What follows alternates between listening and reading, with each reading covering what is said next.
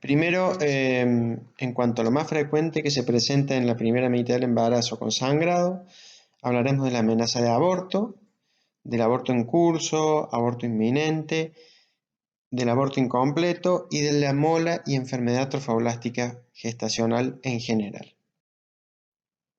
El aborto es la interrupción espontánea provocada del embarazo antes de las 20 a 22 semanas de menorrea y además con un peso inferior a los 500 gramos. Lo clasificamos de acuerdo a su origen en espontáneo o involuntario, que es el aborto esporádico habitual, y el aborto inducido o provocado, que puede ser legal o ilegal. Según su estado evolutivo, hablaremos de amenaza de aborto cuando el embarazo es viable, son embarazos tempranos, viables, que la paciente presenta genitorragia y ya veremos más adelante qué otros síntomas. Aborto en curso es un aborto que ha compensado el mecanismo de pérdida del embarazo. El aborto inevitable está más avanzado el aborto en curso y el embarazo muerto y retenido, retención de embrión muerto, huevo muerto y retenido, se habla cuando es un hallazgo ecográfico, un embarazo detenido, que se dice embarazo en embrionado porque no se observa el embrión dentro del huevo. Según su terminación puede ser un aborto completo o incompleto. Completo, sea espontáneo o provocado, es un aborto que ha eliminado la totalidad de los restos ovulares y no quedan restos. El aborto incompleto quedan restos.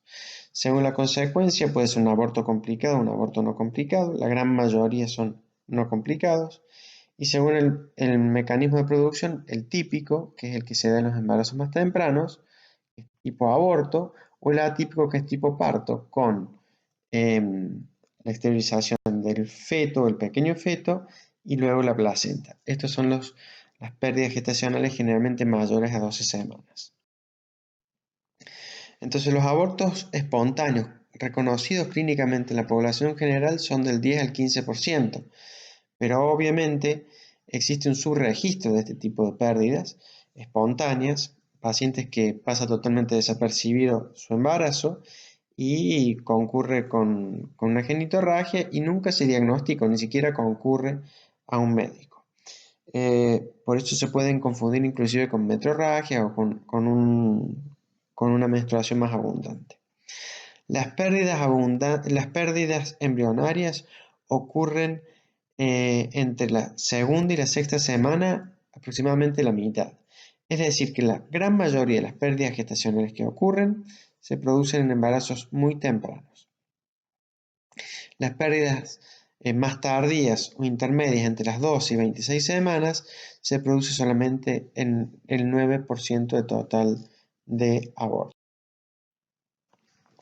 En cuanto a las causas del aborto, hablaremos de factores genéticos como por ejemplo las anomalías cromosómicas. Las más comunes son las trisomías, como la trisomía 21, 13 o 18.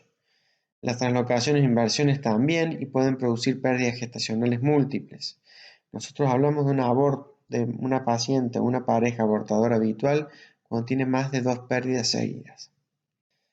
Factores uterinos, las anomalías congénitas o alteraciones del desarrollo, anteriormente llamadas malformaciones congénitas, por ejemplo los tabiques uterinos. Ya lo hemos visto a esto en las clases de ginecología, que cuando se encuentra un tabique uterino debe ser extirpado justamente para que no produzca pérdidas gestacionales. Generalmente esas pérdidas se producen luego de las 10 semanas. La incompetencia ísmico-cervical es el cuello uterino que no mantiene el embarazo. Causa abortos habituales y puede ser también causada esta incompetencia cervical por legrados iterativos, raspajes, o también por tabiques uterinos. Un tabique uterino, supongamos que excede por lo menos la mitad de la cavidad endometrial y llega hasta el istmo, puede producir una incompetencia ísmico-cervical. Por eso en esos casos que se operan ese tipo de tabiques tan largos, se les tiene que hacer un cerclaje, que es un cierre del cuello preventivo cuando la mujer se embaraza. ¿Cómo se diagnostica entonces la incompetencia ísmico-cervical? Porque la paciente aproximadamente a las 12-14 semanas, sin grandes dolores, sin grandes contracciones, sintomáticas y una pérdida gestacional. Muchas veces se generaba de una manera retrospectiva, o sea, ya con una pérdida, el diagnóstico de una incompetencia ísmico-cervical. Actualmente se hacen mediciones ecográficas de la longitud del cuello o funneling, que se llama. Las adherencias endometriales o endocervicales, también conocidas como síndrome de Asherman, pueden producirse por raspajes iterativos o por un solo raspaje abrasivo que extrae la capa basal también del endometrio y hace que se produzca una sinequia. Esa sinequia o adherencias entre las paredes del endometrio van a producir que esa paciente entre en hipomenorrea o algunas en amenorrea. Y es un factor uterino de esterilidad o de aborto. Dentro de los factores endocrinos, cualquier alteración endocrinológica descompensada, como por ejemplo una diabetes descompensada, un hipotiroidismo descompensado, puede producir abortos incluso recurrentes. Pero el déficit de la fase lútea, que es la segunda mitad del ciclo femenino, se produce una alteración del cuerpo lúteo durante el embarazo y se pierde el embarazo. Por eso se puede suplementar de una manera terapéutica con progesterona. En cuanto a los factores inmunológicos, hablaremos más adelante del síndrome antifosfolipídico. Y en cuanto a los factores ambientales, el tabaquismo, el alcoholismo, las drogas y los gases anestésicos pueden generar pérdidas gestacionales. En cuanto al síndrome antifosfolipídico, es un síndrome que genera complicaciones obstétricas como abortos recurrentes, muerte fetal in útero, por trombosis en los vasos placentarios, lo cual lleva a la hipoxia, aborto o muerte fetal. Hay muertes fetales tardías. Anticuerpos fosfolipídicos y anticardiolipinas son los factores que acá tenemos que tener en cuenta. Y en esta diapositiva ustedes ven cuáles son los criterios clínicos y de laboratorio para llegar al diagnóstico del síndrome antifosfolípido o abreviado ENSAF. Los criterios clínicos son trombosis vascular, uno o más episodios clínicos de trombosis arterial, venosa o de pequeños vasos que ocurren en cualquier órgano, complicaciones del embarazo, una o más muertes no explicadas de fetos morfológicamente normales luego de la 10ª semana de gestación o uno o más nacimientos prematuros de neonatos morfológicamente normales antes de la semana 34 de gestación o 3 o más abortos espontáneos consecutivos no explicados antes de la 10ª semana de gestación. Estos criterios clínicos son muy importantes y ponen en relieve la importancia de la anamnesis en las pacientes que son abortadoras habituales, que han tenido más de 2 pérdidas. En cuanto a los criterios de laboratorio, va a haber elevación de los anticuerpos anticardiolipina, IgG o IgM presentes en niveles moderados o elevados en sangre en 2 o más ocasiones separados por al menos 6 semanas. Se lo repite. Anticuerpos anticoagulante lúpico y similar al anticardiolipina, el anticuerpo anticoagulante lúpico detectado en sangre en 2 o más ocasiones separadas por 6 semanas. El diagnóstico definitivo de SAF lo hacemos con la presencia de al menos uno de los criterios clínicos o al menos uno de los criterios de laboratorio.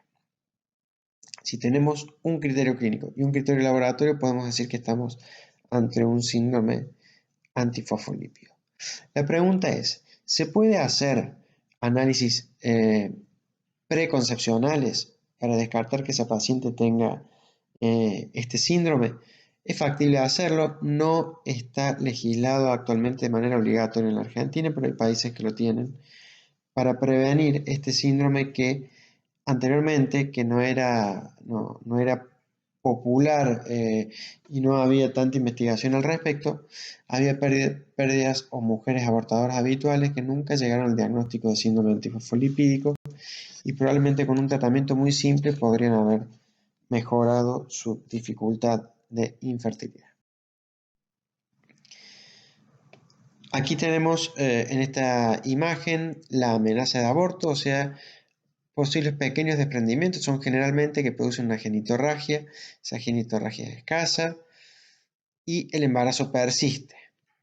Aborto inevitable en curso, ya se ha dilatado el cuello y está comenzando a descender el producto de la gestación, el aborto incompleto cuando quedan restos en la cavidad, y este es un aborto retenido, un huevo muerto y retenido, por ejemplo, en este caso con embrión.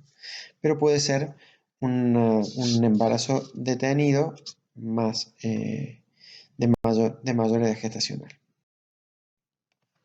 Amenaza de aborto. La paciente consulta por dolor hipogástrico de baja intensidad e intermitente, pero sobre todo esto, flujo sanguinolento de escasa cantidad, tipo borra de café o sangrado amarronado.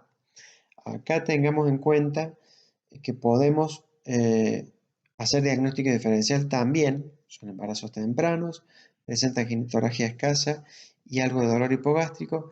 Tenemos que hacer necesariamente el diagnóstico diferencial con un embarazo ectópico. Al examen físico se realiza lo primero que realiza el ginecobstetra cuando una paciente concurre con estos síntomas, es colocar un espéculo y evaluar de dónde proviene esa sangre. Generalmente se objetiva, como les decíamos, sangre oscura o inclusive fresca, pero generalmente oscura, a la especuloscopía, y no se evidencian alteraciones en el cuello, es decir, que el cuello no está dilatado. Y eso lo notamos en el tacto. Se realiza dosaje cuantitativo de la subunidad beta, se realiza una ecografía transvaginal porque suelen ser embarazos tempranos, menores de 12 semanas generalmente, y se suelen encontrar a veces hematomas retrocoriales que suelen resolverse de manera espontánea. ¿Cuál es el tratamiento? Eminentemente el reposo absoluto es lo que está comprobado que verdaderamente puede cambiarnos la historia de una amenaza de aborto. La paciente, como medida higiénico-dietética, no tiene que tener relaciones sexuales.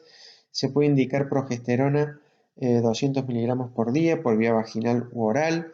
También nos puede ayudar en pacientes que pensamos que puede haber un déficit del cuerpo lúteo porque ya ha tenido pérdidas anteriores. Se puede colocar también indometacina o algún miorelajante como el diazepam. Pero como decíamos, lo más importante es el reposo absoluto y explicarle cuidadosamente a la paciente los síntomas que puede hacernos pensar que la paciente en realidad esa amenaza de aborto sigue prosperando y lleva a un aborto en curso. El aborto en curso, la paciente concurre con clínica que es un dolor hipogástrico de moderada intensidad tipo cólico y que suele irradiarse al sacro. Esto se produce por la dilatación cervical. Hay una hemorragia en moderada cantidad y el conducto cervical al examen físico se encuentra dilatado hasta el orificio cervical interno, aunque no se suele lograr tactar el polo inferior del embrión. El aborto inevitable es aquel que se manifiestan los dolores cólicos de gran intensidad y hemorragia abundante con el conducto cervical dilatado, pudiéndose evidenciar incluso a la especuloscopía parte del embrión en el canal. Aquí vemos en la especuloscopía el cuello dilatado y ya viendo restos ovulares en el canal. Aborto incompleto, persisten los restos ovulares, puede ser un aborto incompleto espontáneo o si una paciente fue tratada con un raspaje que hayan quedado restos. Ya lo veremos que es una complicación. Como ven aquí, esa paciente persiste la genitorragia, persisten dolores. Cuando la cavidad endometrial está evacuada totalmente, la genitorragia pasa a ser muy escasa y los dolores hipogástricos ceden prácticamente en su totalidad y el cuello se cierra. El útero comienza a contraerse y volver a su tamaño totalmente normal. Cuando hay un aborto incompleto espontáneo y los restos que se visualizan por ecografía son muy escasos, podemos hasta llegar a hacer una conducta expectante, pero en gran cantidad de casos esa paciente debe llegar a una evacuación instrumental con un legrado. La imagen que ven aquí a la derecha es una ecografía que muestra los restos ovulares ocupando la cavidad endometrial. Hacia arriba lo que ustedes ven son los restos que quedan parciales del embarazo. ¿Cómo se realiza el tratamiento de un aborto incompleto? Bien, solemos internar a la paciente, se le coloca una vía, se la canaliza y se evalúa su estado general. Generalmente lo que hacemos es un raspaje o un legrado instrumental o con AMEU, incluso que es la jeringa aspirativa. Lo que ven aquí a la derecha son bujías, son para la dilatación progresiva del cuello en caso que el cuello esté cerrado, porque incluso puede encontrarse cerrado.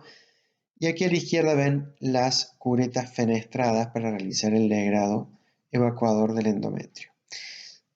Casi siempre hacemos una cobertura antibiótica con una dosis, monodosis profiláctica, pero tenemos que tener en cuenta que si esa paciente, ese aborto incompleto es por un aborto provocado, nuestro deber es cubrirla con antibióticos por varios días. ¿En qué se puede complicar un legrado? En perforación, en que persistan restos, como decíamos, en que se infecte y en que haya una hemorragia. Son infrecuentes las complicaciones por un legrado, pero son mayores en úteros grandes, es decir, en embarazos mayores. No es lo mismo hacer un legrado en un aborto incompleto por un embarazo de 8 semanas que por un embarazo de 14 semanas. El de 14 semanas fue en modo parto también, tenemos que decir. Aborto séptico es una complicación infecciosa grave del aborto. Generalmente la paciente refiere antecedentes de maniobras, aunque puede no referirlo. Es importante que estas pacientes las veamos en consultorio en equipo entre por lo menos 2 médicos. Suele concurrir con fiebre alta, más de 38, metrorragia, secreción purulenta, dolor y alteraciones en el laboratorio que son leucocitosis, PCR y eritrosedimentación elevada. En este cuadro tenemos un resumen para que hagamos diagnóstico diferencial entre estas 4 patologías distintas: la amenaza de aborto, el embarazo ectópico y el embarazo molar. La cantidad de sangrado en la amenaza de aborto es escasa, no hay peritonismo, el dolor es también escaso, el cuello uterino se encuentra cerrado y la palpación puede ser totalmente inespecífica, ya que suelen ser embarazos tempranos.